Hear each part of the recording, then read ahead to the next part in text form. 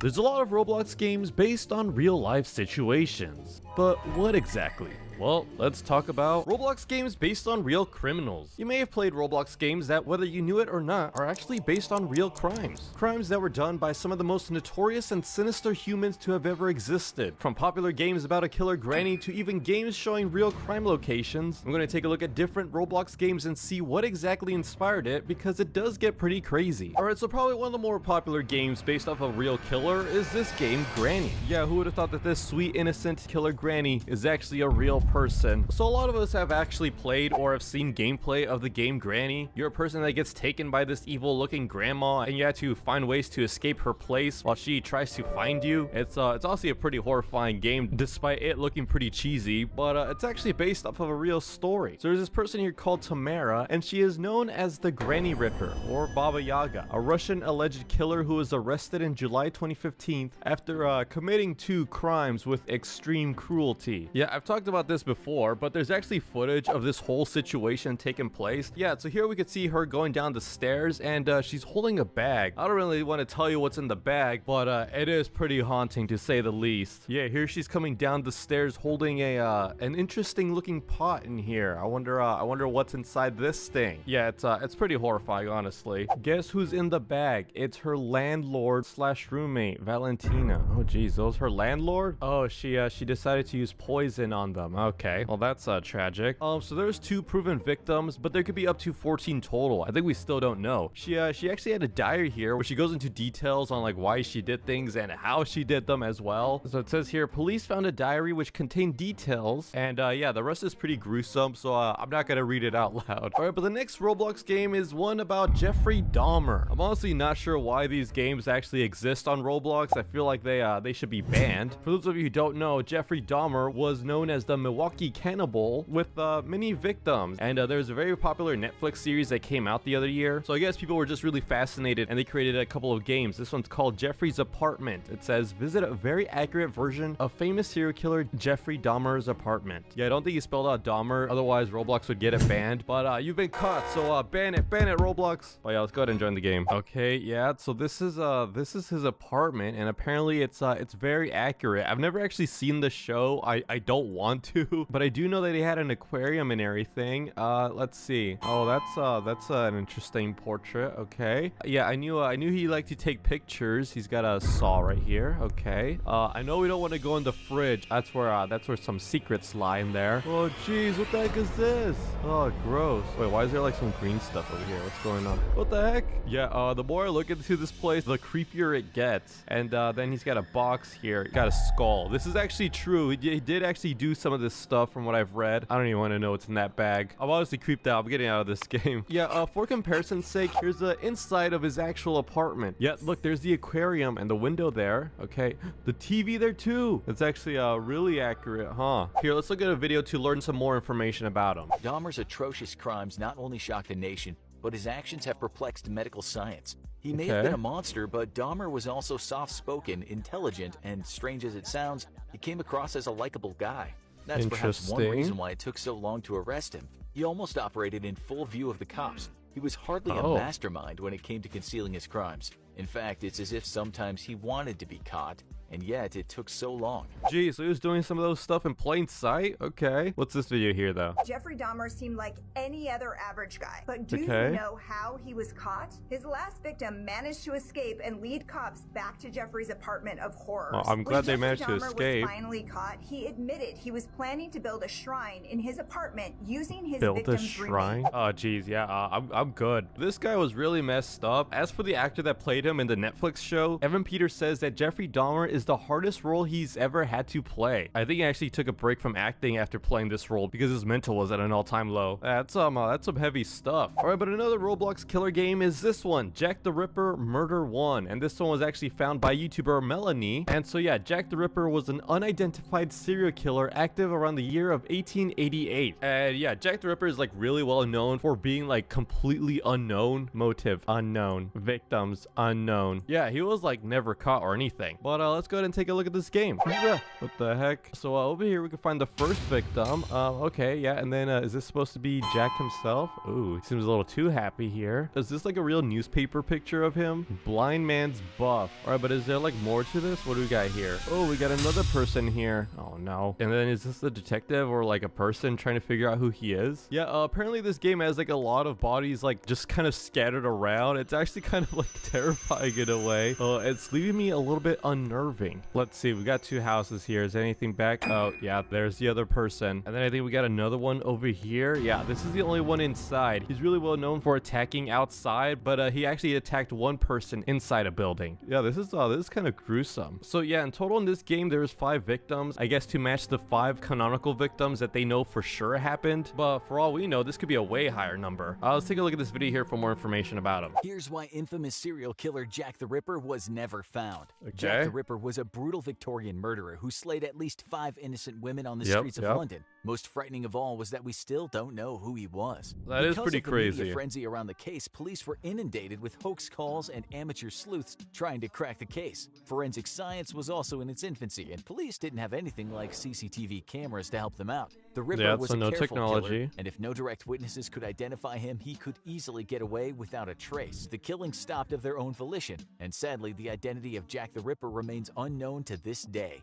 Jack was never punished for his crimes. Jeez, that's insane. Yeah, what I also found interesting about Jack the Ripper is that he actually delivered a letter to the police written in red ink in mock investigative efforts and to allude to future crimes. And the letter says, "Dear boss, I keep on hearing the police have caught me, but they won't fix me just yet. I have laughed when they look so clever and talk about being on the right track. My knife's so nice and sharp, I want to get to work right away. Ugh. Good luck. Yours truly, Jack the Ripper." And we don't know if this is actually him. There's been a few reporters saying that it was them that wrote it just for media attention, but the whole situation was pretty crazy. Alright, but the next Roblox game based off of a real criminal, the Unabomber cabin, and the description says replica of Ted's cabin. Yeah, for those of you who don't know who the Unabomber is, take a look at this video here. This is Theodore Kaczynski, one of America's most notorious criminals. Kaczynski, also known as the Unabomber, was originally a math professor at Berkeley after studying He was a at professor? Harvard. In 71, Kaczynski would move into a small cabin in Montana. Oh yeah, that's the cabin we're going to look into. Before he would begin a long bombing campaign against numerous universities and airliners in the United States. The FBI would regard him by the case identifier Unabomb, which is where Unabomber comes from. From 78 to 95, Kaczynski would kill 3 and injure 23 others in one of the largest national investigations of all time before asking the NYT to publish his manifesto, Industrial Society and Its Future, in exchange for an end to the campaign. Kaczynski's brother would recognize the writing style and alert the authorities, who finally arrested him in 96. Well, that's good that they got him. Yeah, it's actually crazy how this thumbnail of like an actual criminal is still on Roblox. But let's go ahead and join the game here. This is the cabin that he was in, where he would do all his crimes. Oh geez, this is actually like very detailed. Yeah, he's got a bomb right here that he's working on. Yeah, that's what he used to do. He used to like ship off packages to people that was filled with like bombs and everything. Thankfully, a lot of them didn't go off, but unfortunately, there were a few that did. Apparently, he moved to this cabin, and the reason why he was doing a lot of these things was he believed that it was necessary in attracting attention to the erosion of human freedom and the dignity by modern technologies. Yeah, he hated technology with like a passion and everything. Yeah, and it says here he moved to a remote cabin he had built outside where he could live a simple life with little money and without electricity or running water. And yeah, here's another image of the cabin here. Dude, that's terrifying. But this next one is about the Zodiac Killer, and there's a couple of games based off of this guy. This is the main symbol that was identified with him. And then there's this game, Zodiac the Scorpion. The game is based on a real killer. That's pretty spooky, but let's check out the game. Oh, look at the thumbnail. That's him. All right, so what are we doing? It's a long hallway here. There's some pretty interesting pictures here. Oh, geez, what the heck? Is that him? Oh, no, I don't like that. Wait, that actually is him. He's got the whole outfit and everything. Yeah, people have described him wearing completely dark attire with that symbol on his chest. Oh, geez, and these are all his victims as well. No, no, no! Oh, jeez.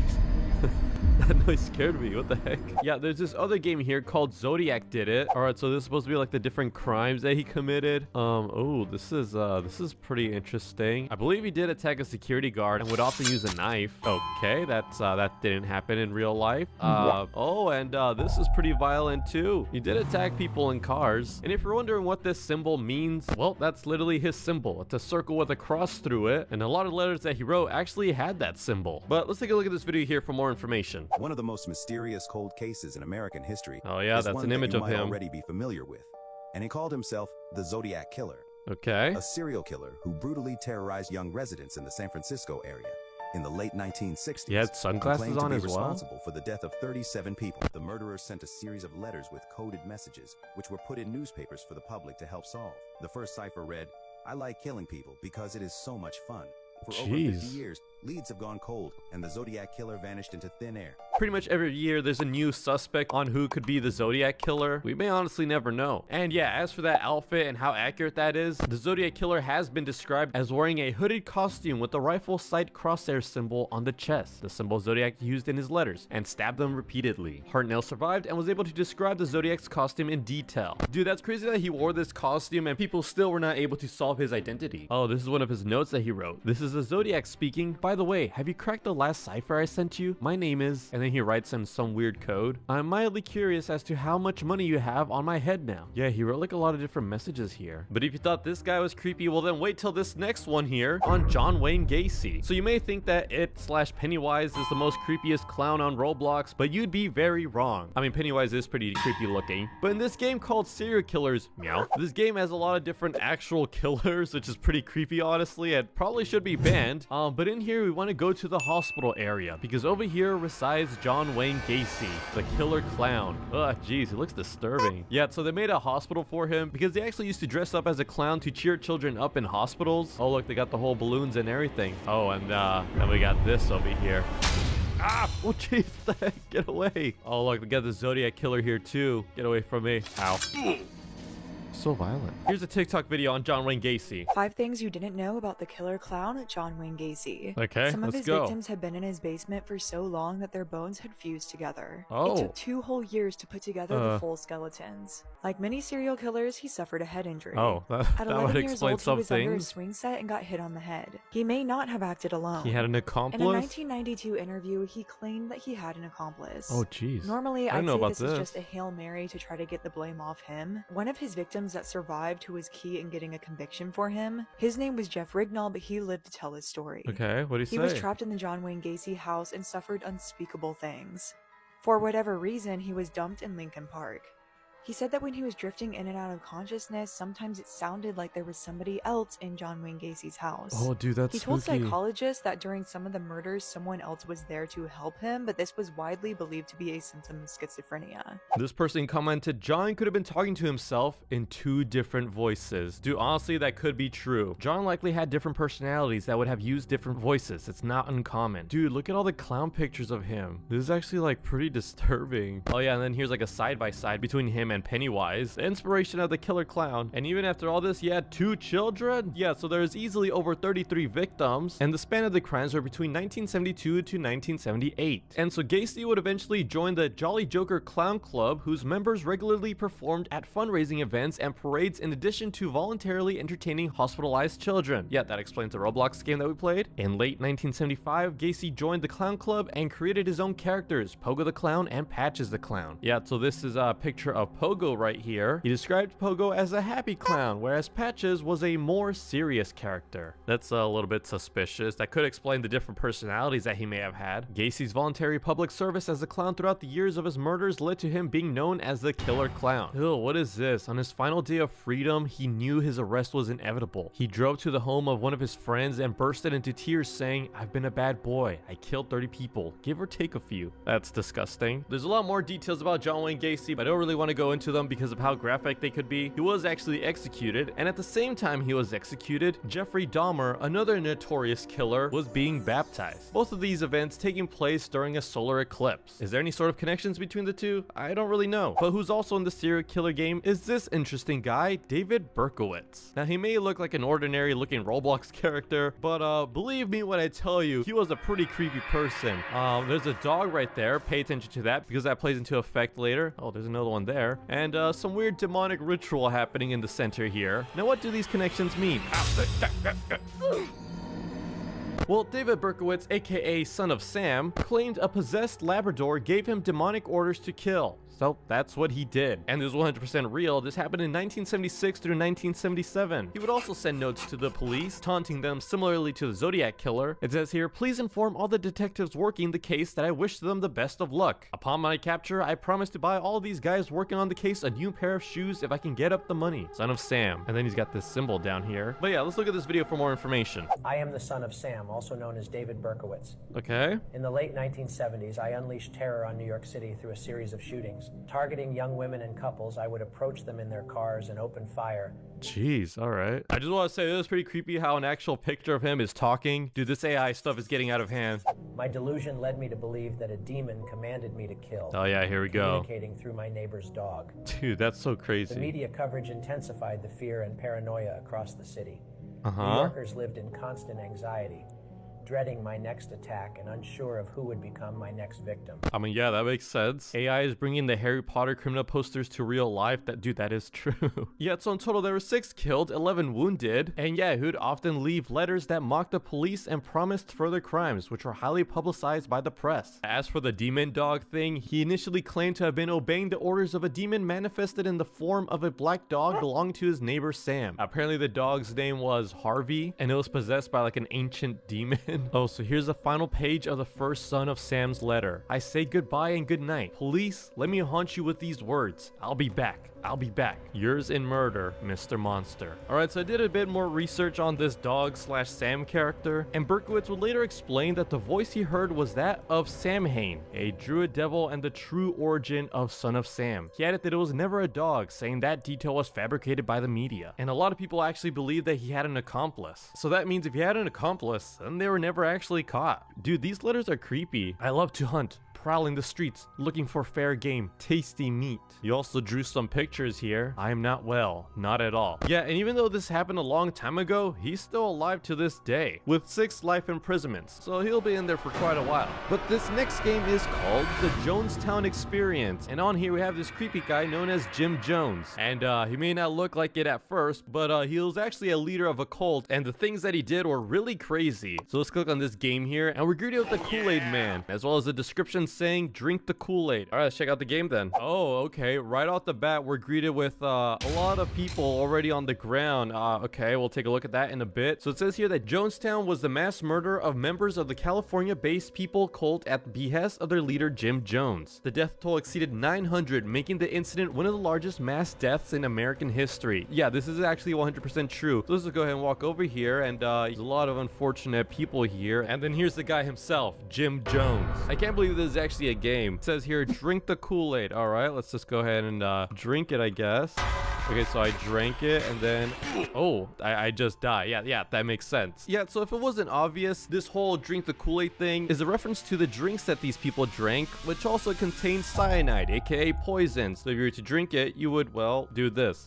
But yeah, this is Jim Jones right here, and it says here that he was an American cult leader between the years of 1955 and 1978. Here, I found this TikTok video that explains it a bit more. This is Jim Jones, a U.S. cult leader who took the lives of over 900 people in 1978. He formed the People's Temple Church in the 1950s and had 20,000 followers by the 1970s. The controversy caused Jones and 1,000 followers to relocate to Jonestown in the South American nation of Guyana in 1970. Yeah, he made people leave their homes and go to this private camp where they're to live there. The Jonestown massacre occurred when Jones ordered his followers to drink a mixture of cyanide, sedatives, and Flavor Aid in an act of revolution against the United States in 1978. 909 people passed away. Yeah, the whole thing was pretty tragic and insane. Here's an actual screenshot of the Flavor Aid that was used in mixture with the poison. Here's a screenshot of the houses that the members are to live in. Yeah, and what's insane is that the moment he made people drink this mixture, the entire thing is actually recorded. It's known as the death tape, which occurred on the date November 18th. I will take your call. We will put it to the Russians, and I can tell you the answer now because I'm a prophet. He calls himself a prophet? I said I'm afraid to die. I don't think you are. I don't think you are. I look at our babies and I think they deserve to live. I agree. You know?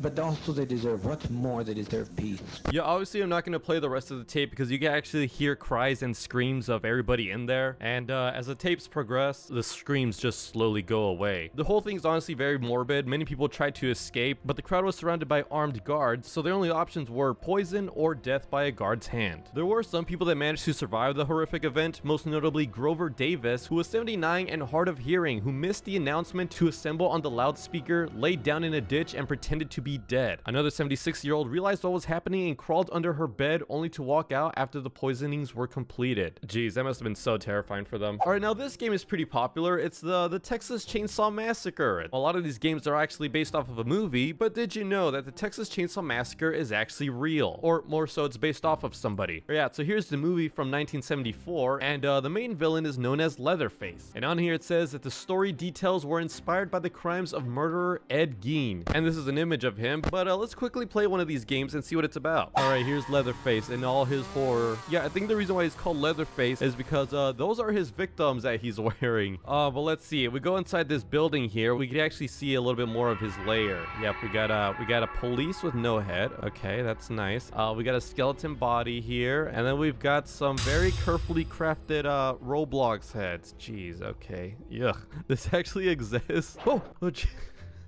That scared me. What the heck? Yeah, this is particularly detailed. I'm a little bit concerned, to be honest. But yeah, Edward Gein was born in 1906, and he passed away when he was 77 years old. Wow, he still lived a pretty old life, huh? And he's done some pretty crazy stuff. I found this TikTok video that explains some of the things that he's done. The Butcher of Plainfield. All right, so here's Ed Gein. Police entered his home in Plainfield, Wisconsin on November 16, 1957, following the disappearance of a local woman. They had no idea they were walking straight into a house of horrors, unlike anything else in history. Not only did they find the woman they were looking for dead, but also a number of gruesome, stomach-turning objects, including a chair upholstered with human skin. Yeah, for obvious reasons, I'm not going to show this, and that explains why the Texas Chainsaw Massacre is called Leatherface. He wanted to create a suit out of human skin, which Ed could use to reconstruct his deceased mother. Yeah, he also had like a weird attachment to his mother, so I'm not going to show the actual things that he's created with, because they're pretty disgusting, but here's the infographic show of it. Police found all sorts of things, and not just human remains. Gein had made lampshades, chair covers, and wastebaskets out of human skin. He had human skulls sitting atop bedposts. Dude, that's so gross. I honestly forgot how insane he was. But yeah, the next Roblox game about an insane killer is this one. It's literally just called Serial Killers, and the description says meow. Honestly, not sure why this game is here either. Oh, that's a creepy thumbnail. But the killer that I want to talk about specifically in here is Richard Ramirez. So there he is right there. Yeah, they actually like created a lot of these famous killers on Roblox. Like here's Ted Bundy as well, which I could talk about in another video possibly. Get away from me. But I also want to talk about this hotel, the Cecil Hotel. And what's creepy about this place is that it's actually real. Like, here, let's see if we can explore it while running away from these guys. Dude, I can't believe they actually made this hotel in Roblox. If you don't know about it, that's probably for the best, honestly. It's very creepy and disturbing, the things that happen in there. And if you don't believe me, then hear what this security guard at the Cecil Hotel has to say. Dangerous in there? Just be careful. The security guard said that there was a person that went in last week and he was nowhere to be found. The security guard doesn't even go in there. Here's another image of the Hotel Cecil, and it opened in 1924, and I think it's still open to this day. But the hotel is known as having a history of many deaths occurring in there. There's actually a whole Wikipedia page for all the incidents that occurred within this hotel, and I'm gonna have to censor a lot of these things. But again, somebody actually made a game of this hotel on Roblox, even to the finer details of the hotel. So it says here, stay on Main. Oh yeah, I think that's what they call it now, but yeah, it says Cecil. Oh jeez, this is scary. Why am I holding a camera? I don't like this. Hello? Wow. What the heck? Is that the Mimic? Yeah, so someone made like a scary haunted game for this hotel. And it looks pretty accurate, honestly.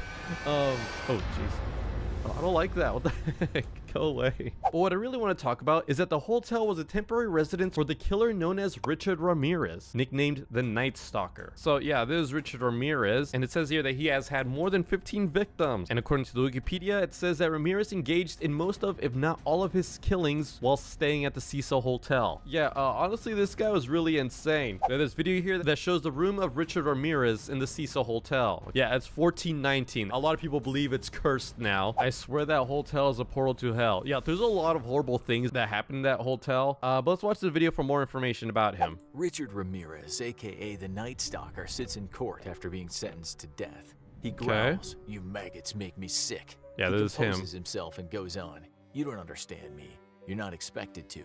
I will be avenged. Lucifer dwells in all of us." So you may have seen some of these games. They're based off of the movie Jeepers Creepers, and it's a pretty old movie, but I'm actually surprised just how many Jeepers Creepers games there actually is on here. And while the monster himself is completely made up, there's actually some true events from the movie, probably the most like iconic scary moment of the film. Yeah, so someone replicated the movie on Roblox. There's this abandoned house or church in the middle of the woods in the movie, and then he also drives this iconic truck here. And the reason why Jeepers Creepers goes here is because he has a whole layer where he carries a lot of his victims. Yeah, he carves the victims and turns them into like a mask and part of his outfit. It's honestly very disturbing. Here's another game based off of Jeepers Creepers. There's the abandoned church via cave entrance over here. And again, what's creepy about all this is that it actually happened at one point. Here, let's take a look at this video for more information about it. How the movie Jeepers Creepers was based on a true story. Jeepers Creepers was released in 2001. The film's writer and director Victor Salva took inspiration from an incident in Michigan in 1990. Yeah, that's the guy right there. The real-life event involved a married couple, Ray and Marie Thornton, who were on a road trip. They reported seeing a man disposing of what looked like a body wrapped in a sheet into a well behind an old schoolhouse. This is the actual schoolhouse. Oh, okay, so it was a schoolhouse. When they investigated, they realized the man had noticed them and began following them in his vehicle, creating a tense and frightening experience. This event was part of the case of Dennis Depew, a Michigan man who murdered his wife and disposed of her body in an abandoned school. The eerie and unsettling circumstances of this crime served as the inspiration for the opening scenes of Jeepers Creepers, where the main characters, a brother and sister, encounter a mysterious and terrifying figure disposing of bodies. Yeah, and again, that's true. In the movie Jeepers Creepers, the brother and sister are driving when suddenly this truck just starts attacking them. Yeah, look, there it is. Jeez, that's so loud. And then a few minutes later, they find the exact same truck, as well as the man, or monster, dropping something in this cave. Yeah, look, there it is. And then he notices them watching him, so he starts chasing after them. Jeez, this movie is creepy. Which again, actually happened in real life. I saw a man behind it, and he had what appeared to be there it a is. bloody sheet. As we continued passing the school, I saw the van parked between the building and a big tank. And again, that man was by the name of Dennis Depew. And while the couple were trying to find a phone, their journey was interrupted when they saw the truck quickly approaching them from behind. Now, the couple were able to outrun his vehicle, and they wanted to call the police, but they wanted to gather more information. So they courageously turned around and returned to find the truck. I honestly don't know why they would do this. I'm so glad they didn't get caught. But when they got there, a tall man wearing a white hat stood at the back of the vehicle with the doors open, changing the number plates. It's honestly very spooky, and Jeepers Creepers was one of the most terrifying movies for me as a kid, and to find out that some parts of it are actually true, that just makes it way more terrifying. Now, the next Roblox game that's actually based on real life is a bit more strange. That's because it involves witches. It's all these Salem type games that you find in Roblox. Salem 1692, the Salem witch trials. Actually, if you type in 1692, you find a couple more games about Salem witches. Yeah, that's because at some point in America, people actually used to believe in witches, and many people were wrongly accused because of this, and this actually did happen. And I found this game called The Witch Trial Story, a short funny story. I'm not sure why it has to be funny. So here we have a sleeping pilgrim. You can tell he's got his hat right there, and then here comes some horses. I think he's gonna get some bad news here. There, he's the witch. Halt, witch. What do you mean, sir? He is the witch. He tormented me in my sleep, then whipped me with demons. You're going to trials, fool. And then he goes to jail. Time to be hanged. Oh, okay, jeez. And then it does actually show him dead. Bro, I was innocent, but I get to go to heaven. Haha. I guess I accused wrong. Dumb. Yeah, so this game is kind of unsensitive, but it actually did happen. There's these girls that range from 9 years old to 18 years old. They were all framing people in the town of Salem that all these adults were witches, and all the adults would end up dying. Let's take a look at this video here. Crazy facts about the Salem witch trials. Giles Corey, an elderly man accused of witchcraft, was pressed to death with heavy stones because he refused to enter a plea during his trial. His last words were, "More weight." Based. The famous witch's mark used as evidence during the trials was often a simple bodily blemish, like a mole or birthmark, which was believed to be a sign of the devil's mark. At one point during the trials, a dunking test was used to determine guilt or innocence. The accused person's hands and feet were bound, and they were thrown into a body of water. If they floated, were guilty.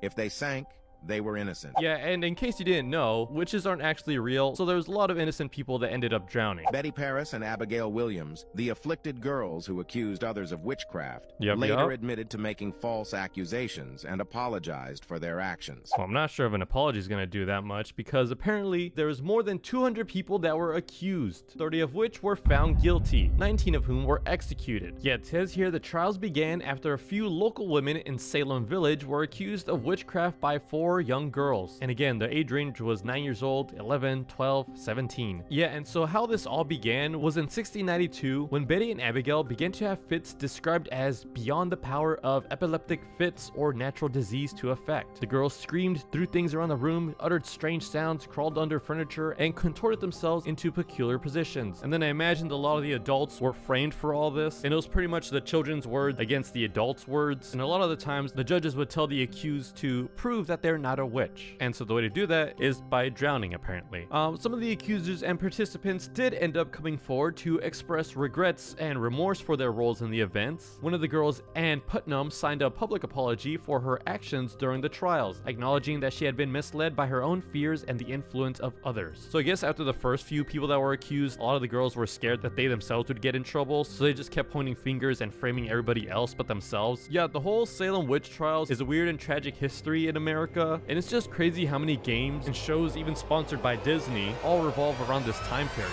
And I know I've covered a lot of killers in the past, but this one is actually based off America's first serial killer. He actually had an entire murder castle built for this. And yes, it's actually found on Roblox. It's literally titled Murder Castle, a building filled with traps and riddles, and yet to find a way out of here, based off of America's first serial killer's building. Oh, okay, this looks pretty spooky. Wait, is that the killer right there? So apparently he had a hotel or a castle just filled with tons and tons of traps. I don't think this game was ever fully done. Maybe the creator's still working on it, but I did want to find out more information on America's first killer, and that is H.H. Holmes, who was active between the years 1891 and 1894. And where can Holmes' murder castle be found now? Well, it's actually now a post office. This is not a normal post office. It's the murder castle site of H.H. Holmes. He was America's first known serial killer, and he opened a hotel for the World's Fair. 200 unlucky guests would check in but wouldn't check out alive. 200? The hotel had trapdoors, secret stairways, and hidden chambers. The hotel was burnt down, and today a post office stands. The original basement is still there, and the plot is likely to have more remains that haven't been discovered.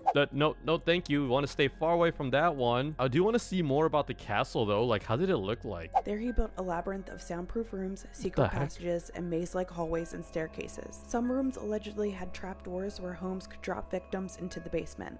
This is all documented? Was said to have acid vats, pits of quicklime which is used on decaying corpses, and a crematorium. But according to the Wikipedia here, details about the building along with many of his alleged crimes are considered exaggerated or fabricated. Many of these inaccuracies have persisted due to the combination of ineffective police investigation. Holmes was also known for lying, and it made it difficult for researchers to ascertain the truth on the basis of his statements. Yet on here, for victims, there is one actually confirmed, but as for the total victims, the speculation ranges all the way to 200 to even just 20, so we may never know for sure the exact answer. The Roblox mimic monsters are some of the most fascinating entities in all of Roblox. But did you know a lot of them are based on Japanese legends? Like for example Hiyachi. She's the first antagonist of the series. Yeah, she has messy long black hair, dark eye sockets, a weird creepy grin, and also always wearing a flower hat. Hiyachi's story in the mimic is a sad one. Her and many of her family members were once innocent people who became puppets to with sinister evil, which we'll get to later on in the video. Yeah, Hiachi didn't always used to look this creepy. She was actually a human at some point, but then she'll end up getting cursed. Again, more on that later. But she's actually based on Hachishaku-sama, a Japanese spirit that is absurdly tall, like literally her name means 8 feet tall, and the origin of her is she is an evil spirit that was created to terrorize children. It is unknown as to where she takes them, but many speculate that she feeds off them. And yeah, looking at her designs, Hiachi clearly took heavy inspiration off of her, Megumi and Takane. So these two characters from the Mimic have similar appearances. They have the appearance of a tall woman with a very long giraffe-like neck, and in one of the chapters of the Mimic, you're supposed to copy this art style while she heavily judges you. Now, both of these Mimic entities are actually based off of the Rokurokubi, which yes, also have similar necks that can stretch out. Sometimes even the heads detach, and these creatures are said to actually be cursed, where at night they would often spy on humans, scaring them, drinking their oil from lamps, and sometimes even devouring people as they're sleeping. They would also typically attack men. They're honestly some of my favorite entities from the Mimic, but now we have Biwaki. Now, she has a red flower crown as well as holding the instrument called the biwa, hence her name, and she's actually based off of Benzaiten, the goddess of eloquence. The Benzaiten is also associated with dragons, snakes, wealth, and fortune. Yeah, she's actually a goddess, whereas in the Mimic, Biwaki is actually just trying to smack you with her instrument. Kintoru. So she's one of the main antagonists in the Mimic. She's the one that actually cursed many of the Masashigi family into becoming her puppets. Yet Kintoru was created by an eldritch god to do his evil biddings, but then at some point she got sealed away. But that's when a young girl came along. That young girl was Hiachi, and Kintoru promised Hiachi eternal happiness if she were to release her from her prison. But the second Hiachi released Kintoru from her prison, she cursed Hiachi and the rest of her family, forcing them to take on other innocent souls. I honestly think she has one of the coolest designs in the game. She's dressed in all black, she's got long black claws. I kind of have a crush on her, and she's actually based off of the sisters from the movie Kubo and the Two Strings. Yet they're these villains from the film where they actually have a ton of similarities, and these sisters were actually inspired by Tomu Gozen, a real-life prominent warrior in feudal Japan, where many stated that she had a face claimed to be as beautiful as porcelain. The Umibozus. So at first glance, these monsters don't look that terrifying until you're actually playing the game and you just see in the distance this large humanoid creature just staring down at you. Yet these creatures from the Mimic are actually based off of the actual Japanese legends with the same name, Umibozu, which actually means sea priest. So these creatures are actually quite terrifying. Yet they're giant black human-like entities that just kind of haunt the sea, and many people in Japan to this day believe that they have seen these creatures out in the waters, and these creatures are known to break down ships and drown everyone on board, and the only way to escape them is to literally give them a bottomless barrel and sail away while it is confused. Yeah, that's literally what the urban legend says. And I find the artwork of these creatures to be both fascinating and also completely disturbing at the same time, but they're definitely one of my favorite Japanese legends. Rin and Mio Tsushima.